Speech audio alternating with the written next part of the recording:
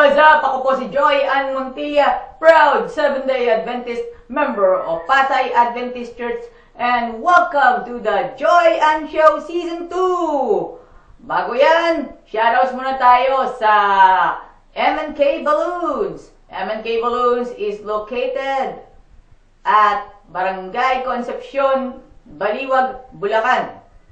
VGM!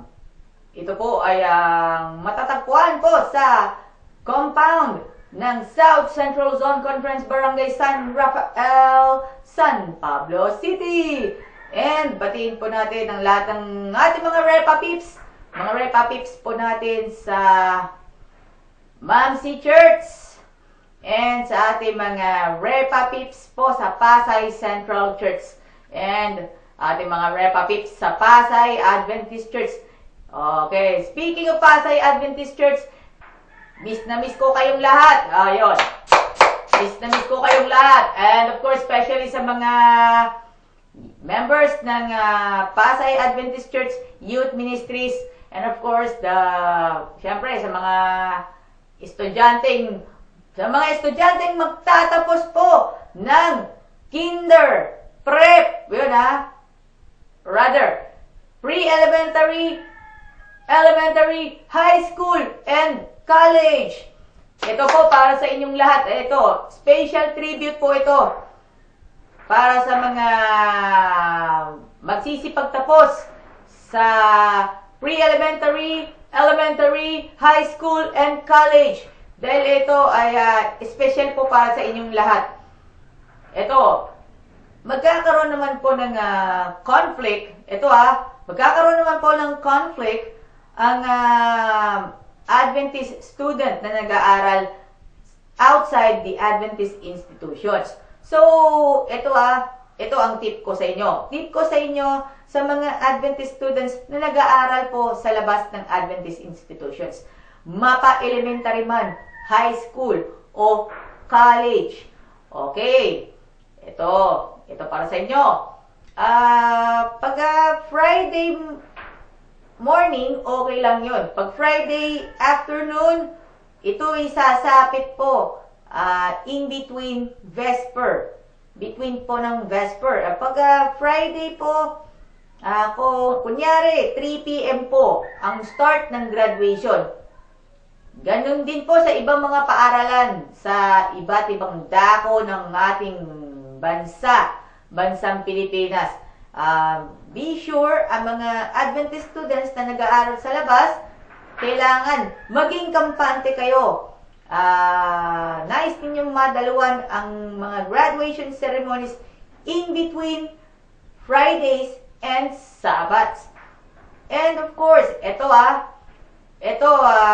pangalawa po, para sa mga Adventist students na nag-aaral po sa labas, na graduate po sila ng kani-kanilang mga levels sa labas po ng mga Adventist institutions.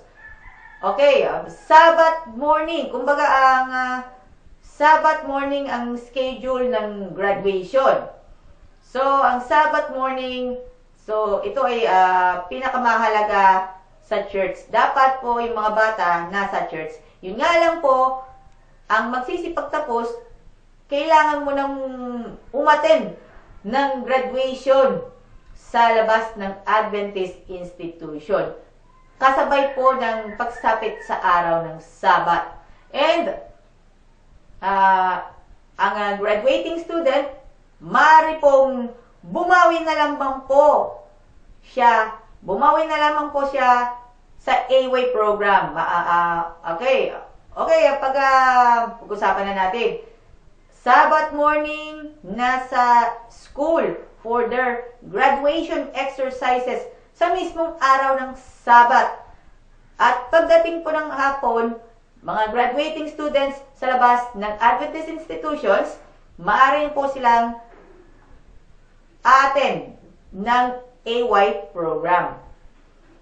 At para sa mga graduating students na mag-graduate sa mismong araw ng Sabat, sa hapon naman, okay.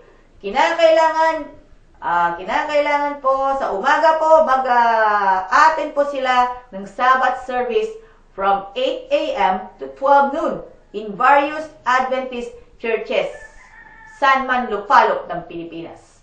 And pagdating ng hapon, pagkatapos ng tanghalian, pagkatapos ng potluck or lunch sa bahay, maaari ang graduating student ay a-attend ng graduation ceremonies outside the Adventist institutions. Outside the Adventist institutions po, mga kaibigan. At para sa mga lahat po ng saludo po ako sa mga graduating students sa labas ng Adventist institutions na sila po ay magsisipagtapos ngayong taong ito. Again, and of course, at para sa mga graduating students sa mga Adventist schools, wala po kayong problema dito. Maliban lamang po sa iba pang Adventist students na nag-aaral po sa labas. Regarding the graduation ay tatapat sa araw ng Biyernes ng hapon or gabi, or maybe Sabbath morning and afternoon. Ito para sa inyong lahat. Ito po, special tribute po ito para sa mga gagraduate ng iba't ibang kurso sa koleyo, and of course the basic education units, especially pre-elementary, elementary, and high school.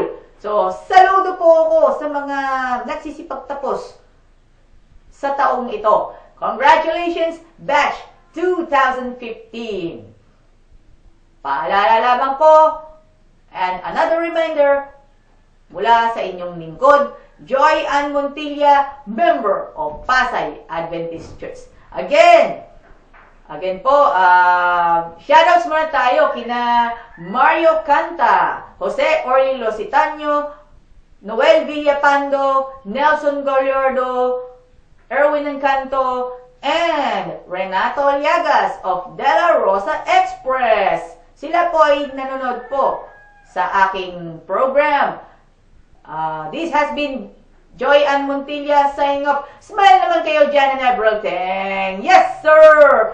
Punches at go!